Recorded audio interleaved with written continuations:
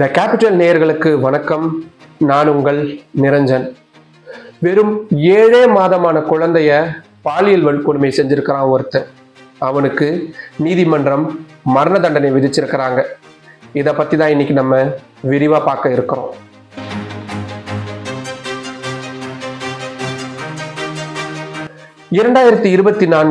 November மாதம் 30 மேற்கு வங்க மாநிலத்துடைய கல்கட்டாவில் புர்டோலா அப்படின்ற பகுதியில் சாலை ஓரமாக ஒரு 7 மாத குழந்தை அவங்க அப்பா அம்மா கூட தூங்கிட்டு இருந்திருக்கிறாங்க. அங்கே வந்த ரஜீப் கோஷ் அப்படின்ற நபர் அந்த குழந்தைய அங்கிருந்து தூக்கிட்டு போகிறான். அதுக்கப்புறமான சில மணி நேரங்களுக்கு அந்த குழந்தைக்கு நரக வேதனையை கொடுத்துருக்கிறான். அந்த குழந்தைய மிக மோசமான முறையில் பாலியல் வன்கொடுமை செஞ்சதோட காயமும் ஏற்படுத்தி இருக்கிறான்.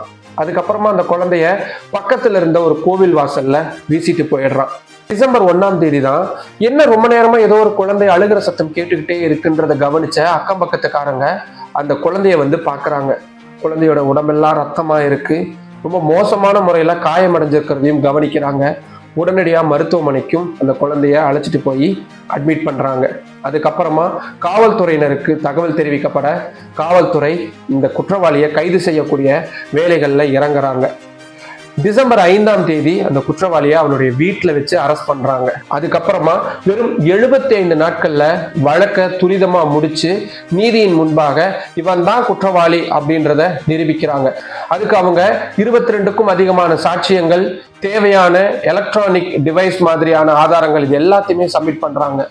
இறுதியா வந்த மெடிக்கல் ரிப்போர்ட்ஸ் அப்படின்ற எல்லாத்தையும் சேர்த்து கல்கத்தா போக்சோ நீதிமன்றம் இந்த குற்றவாளிக்கு மரண தண்டனை விதிக்கிறாங்க.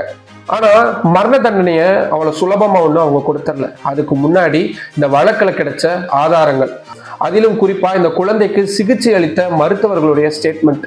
அதுல அந்த மருத்துவர் ஒருவர் சொல்றாரு, நான் கிட்டத்தட்ட 20-25 ஆண்டுகளா இதே துறையில எக்ஸ்பீரியன்ஸ்டா இருக்கிறேன். என்னுடைய எவ்வளவு வருஷம் எக்ஸ்பீரியன்ஸ்ல இவ்வளவு கொடூரமான ஒரு விஷயத்த நான் பார்த்ததே இல்லை.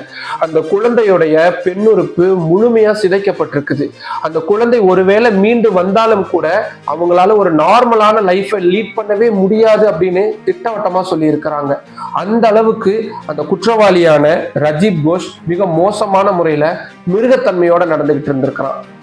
ப்ராசிக்யூஷன் சைட்ல இருந்தும் இதை கிட்டத்தட்ட மெய்ப்பிக்கக்கூடிய வகையில தான் இருக்கக்கூடிய ஆதாரங்கள் அத்தனையும் சப்மிட் பண்ணியிருக்காங்க. இது எல்லாத்தையும் சேர்த்து தான் போக்சோ நீதிமன்றம் இந்த வழக்கை ரேரஸ்ட் ஆஃப் தி ரேர் அப்படின்ற வகையில கொண்டு வந்திருக்கிறாங்க. அது என்னது, ஒரு குற்றவாளி அந்த குற்றத்தை எந்த அளவுக்கு கொடூரமா செய்யறான் அப்படின்றத பார்ப்பாங்க. குழந்தைகளுக்கு எதிரான இத்தகைய அபியூஸ், இந்த மாதிரியான ஒரு 5 கேட்டகரியில தான் ஒரு குறிப்பிட்ட வழக்கை ரேரஸ்ட் ஆஃப் ரேர் அப்படின்னு வகைப்படுத்துவாங்க. அப்படி இந்த வழக்கை வகைப்படுத்தி தான் மரண தண்டனை அப்படின்றது வழங்கப்பட்டிருக்குது. இப்பவும் அந்த குழந்தை ஐசியூல உயிருக்கு போராடிக்கிட்டு தான் இருக்கு. எப்படியாவது அந்த குழந்தை மீண்டு வந்துடணும் அப்படின்றதுதான் நம்மளும் இந்த நேரத்துல வேண்டிக்க வேண்டியதா இருக்கு. அந்த நீதிபதி தனது தீர்ப்புல சொன்ன கடைசி வரியை சுட்டி காட்டி இந்த வீடியோவை முடிக்கிறேன். He has no right to live. அந்த குற்றவாளி மேற்கொண்டு உயிர் வாழ்வதற்கான எந்த உரிமையும் கொண்டவராக இல்லை அப்படின்னு நீதிமன்றம் சொல்லியிருக்கு. எத்தனை பாலியல் வன்கொடுமைகள் பள்ளிக்கூடங்கள்ல, காலேஜில், வேலை செய்யக்கூடிய இடங்கள்லன்னு பெண்களுக்கு எதிரான இத்தகைய வன்கொடுமைகள் அப்படின்றது நடந்துகிட்டே தான் இருக்கு. அதிலும் ஒரு 7 மாத குழந்தைக்கு என்ன தெரியும்? அந்த குழந்தையை எப்படி ஒருத்தனால இப்படி பார்க்க முடியுது? இந்த மாதிரியான மிருகங்கள் இந்த சொசைட்டில இருந்துகிட்டே தான் இருக்கிறாங்க.